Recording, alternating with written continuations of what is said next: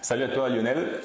Bonjour Jean-Pierre. Ouais, Lionel qu'on ne présente plus, banquier d'affaires, investisseur immobilier et plein d'autres casquettes sur lesquelles on ne va pas s'attarder, avec qui on a déjà eu un précédent échange, toujours sur ce site, dans cette résidence somptueuse où on a parlé de ton investissement sous le prisme d'un entrepreneur ou d'un investisseur. Exact. On va donc continuer cet échange-là, mais plutôt avec un regard utilitaire ou plutôt consommateur de cette résidence qui est déjà à son terme d'ailleurs en termes de travaux. Exact. Et je pense que bientôt les portes vont s'ouvrir au public. Exact. Je pense que d'ici le 15 décembre, les liens seront disponibles en ligne, peut-être même avant, sur les coups du 10-11 décembre.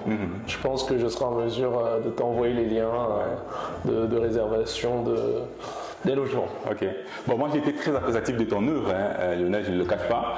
Et aujourd'hui, ce que je voudrais comprendre, c'est la philosophie qui entoure le projet que tu as déployé. Nous sommes en proche banlieue, à 16 km de la poste centrale, dans un environnement quand même quelque peu naturel, mais il y a de l'habitation, il y a de l'électricité.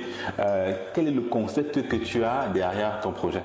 En fait, le concept finalement, on se rend compte de plusieurs choses. C'est que les centres-villes sont en Afrique de façon générale et plus particulièrement au Cameroun et à Yaoundé, sont organisés de façon peu, comment pourrais-je dire cela, peu carré, si on peut dire ça comme ça, pour rester politiquement correct.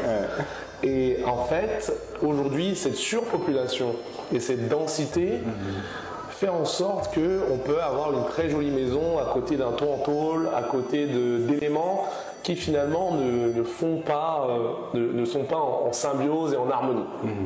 Ça, c'est le premier point. Donc, ce qui fait que aujourd'hui, on est quand même en Afrique, on est quand même à Yaoundé, on a la chance d'avoir un climat tropical avec les arbres, etc. Et je me suis dit, quel serait le moyen d'être dans un environnement exotique avec des logements de prestige, comme j'en parlais dans la vidéo précédente, à Bali. Et dans ce cadre-là, ce que je me suis dit, c'était justement d'implanter une résidence haut de gamme, pour ne pas dire de luxe, dans un cadre naturel. C'est de là qu'est né le concept. La deuxième chose que je souhaitais ajouter dans ce cadre naturel, c'est l'africanité. On en parlera après sur tous les éléments de décoration, mais vraiment c'est ce qu'il faut reconnaître. Ça va du Cameroun, il y a des éléments qui viennent de Kabylie même, d'Algérie, du Nigeria, des tableaux que j'ai pris au Nigeria lors d'un voyage là-bas. Tous les meubles, sans exception, sont faits par des artisans camerounais au Cameroun, à Yaoundé. Toute la décoration, excepté ce qui vient du Nigeria, d'Algérie notamment, plus précisément de la Kabylie, le reste ça vient du Cameroun. Donc c'est vraiment le concept que j'ai voulu emmener. C'est respecter un petit peu l'africanité et mettre ça en avant. Parce qu'on a beaucoup de décoration, en matière de décoration aujourd'hui, on parle de la décoration scandinave, de la décoration industrielle, mais on parle très peu ou pas de la décoration africaine. Donc j'ai voulu un petit peu réinventer cette décoration-là à ma sauce en la modernisant. Donc je dirais que si on doit retenir trois choses sur le concept, ça serait luxe et nature, ça serait africanité et enfin je dirais organisation dans le sens où le centre-ville c'est un peu l'anarchie, alors que là on est retiré, on est au calme et on a accès à toutes les commodités en 20-25 minutes, même moins. Les banques au Carrefour Coaban sont à 10-15 minutes. À 10 minutes. À 10 minutes du site. Donc on a banque, centres commerciaux, etc. Donc, et pourtant on est vraiment aux portes.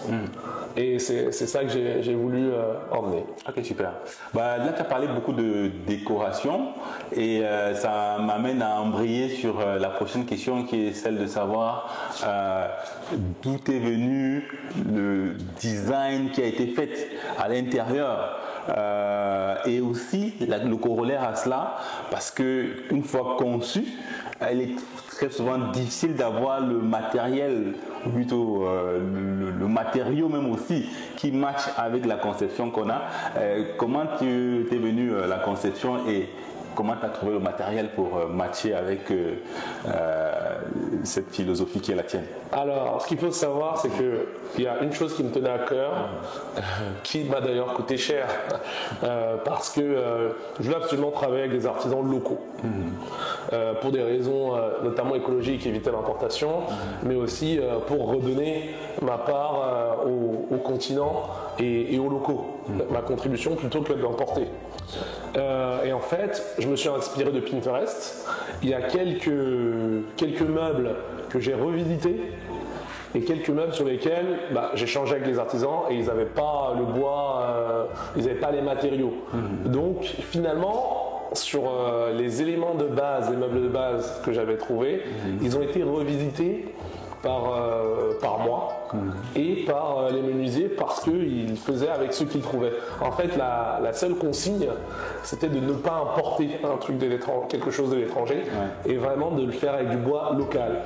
Du coup, tu verras si tu essayes on essaie tout à l'heure en préambule de porter le petit tronc. À Paris, quand je porte un petit tronc comme ça, c'est super léger. Je ne sais pas si c'est du vrai bois ou des copeaux de bois qui viennent dedans. Celui-là, pour le porter, c'est du bois massif. C'est du bois massif. C'est du bois massif qu'on a pour cette petite table-là. Elle a dû me coûter quelque chose comme 30 €. Sur mesure. C'est incroyable. Il n'y a qu'ici qu'on peut faire ça. Bien sûr, je dis 30 €, c'est parce que j'ai négocié le prix, parce qu'il a meublé quasiment l'ensemble de la résidence. Mais voilà. Donc ce sont des choses comme ça qui m'ont permis derrière de travailler avec les artisans locaux, mais vraiment sur des matériaux locaux et même parfois du réemploi sur des chutes de bois qu'ils avaient pour vraiment tenir à la notion de nature haut de gamme, luxe et éco-responsabilité. Ok, cool.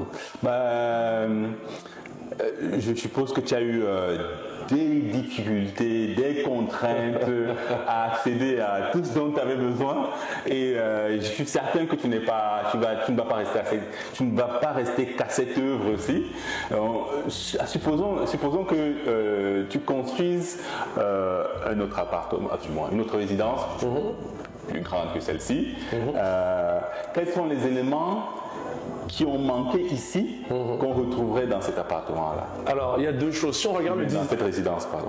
Si on regarde la résidence de façon complète, le design aujourd'hui est très moderne, est très, je dirais même américain.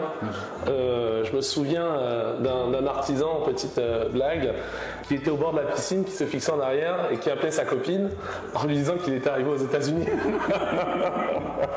Au Cameroun. Alors pour le coup, moi, ça m'a bien fait rire.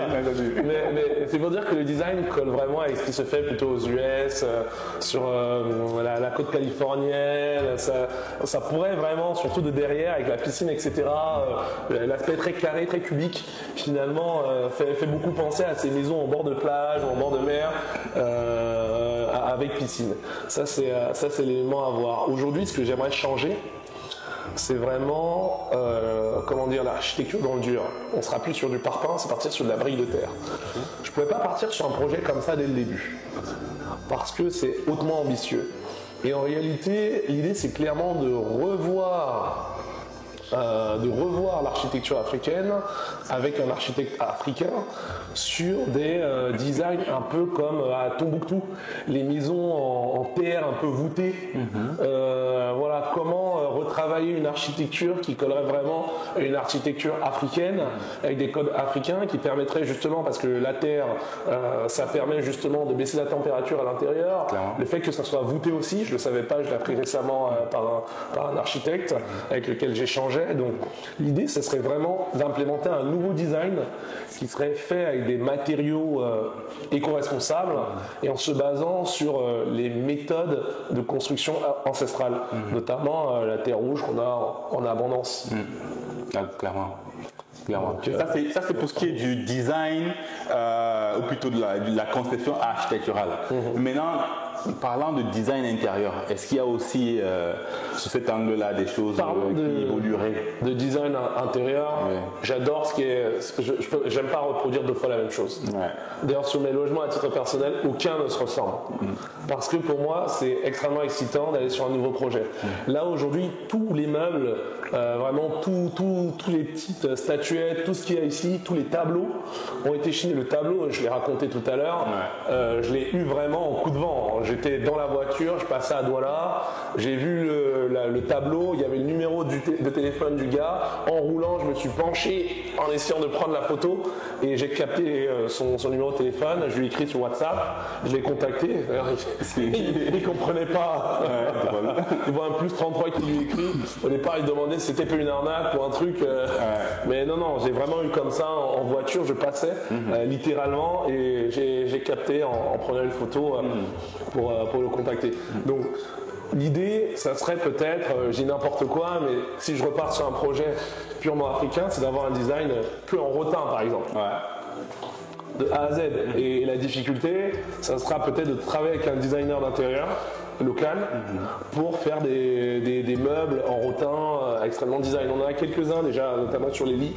Ici, le miroir qui est aussi là-bas. Mais ce serait vraiment de travailler sur l'africanité qu'on pourrait retrouver aujourd'hui dans le design d'intérieur et dans l'architecture africaine. Ah oui, super. En tout cas, le message est lancé pour ceux-là qui font dans la conception architecturale avec du matériau purement local en Afrique. Et le design intérieur sur toujours du matériau qu'on retrouve en local. Vous pouvez nous contacter, je vous mets en relation avec Lionel pour travailler sur ces projets-là. Il y a beaucoup à faire et même chez Extep, nous aussi on réfléchit sur ce genre sur ce type de sujet-là et donc il y a matière à faire. Alors pour aller vers la porte de sortie, comment est-ce qu'on fait pour réserver ici comment on fait pour réserver ici? Est-ce qu'il y a à peu près une fourchette de prix qui seront pratiqués ici? Bien sûr. Alors, l'idée, comme je disais, c'est vraiment d'être dans une démarche éco-responsable. Donc, même si on fait du haut de gamme, je veux quand même que ça reste accessible à tout le monde. Donc, au niveau des appartements, une chambre, on sera aux alentours de 30 000 francs CFA. Au niveau du grand appartement, là, 3 chambres, balcon, penthouse, etc., on sera aux alentours de 70 000 francs CFA. Voilà. Ça reste accessible. Ça reste accessible. En fait, c'est tout l'idée, tout le concept du truc, et que ça reste accessible. Que tout le monde puisse profiter de prestations haut de gamme à un prix tout à fait abordable. Donc, c'est un petit peu ça l'objectif. Maintenant, pour réserver, ça sera exclusivement sur Airbnb. Et peut-être Booking par la suite. Alors, pourquoi je dis exclusivement j'ai Airbnb? Pour des questions d'assurance. Tout simplement parce que Airbnb nous couvre jusqu'à un certain montant en cas de pépin. On peut se plaindre, envoyer une photo et expliquer que voilà, le voyageur a cassé telle ou telle chose. Les baies vitrées qu'on a là coûtent extrêmement cher. Donc je ne peux pas ne pas passer par une plateforme de réservation pour le moment en tout cas. En tout cas, il y a un très joli projet dans un endroit très paisible, très reposant, avec une jolie piscine, des caméras aussi pour la sécurité. D'ailleurs, c'est un endroit où on n'a jamais entendu parler d'un incident lié à de l'insécurité, donc du coup, ça peut être aussi un bon point de fuite au niveau de la sécurité, effectivement, on a 2 caméras, une à l'avant, une à l'arrière, qui visionnent les 2 façades avec des détecteurs de mouvement, et on a un gardien 24 heures sur 24. Ok, super. Bon, pour ceux qui seront intéressés, rendez-vous sur Airbnb. C'est ça. Il a dit à peu près autour du 15 décembre. Exact. Merci beaucoup, Lionel, d'être prêté à l'exercice. Merci beaucoup, Jean-Pierre.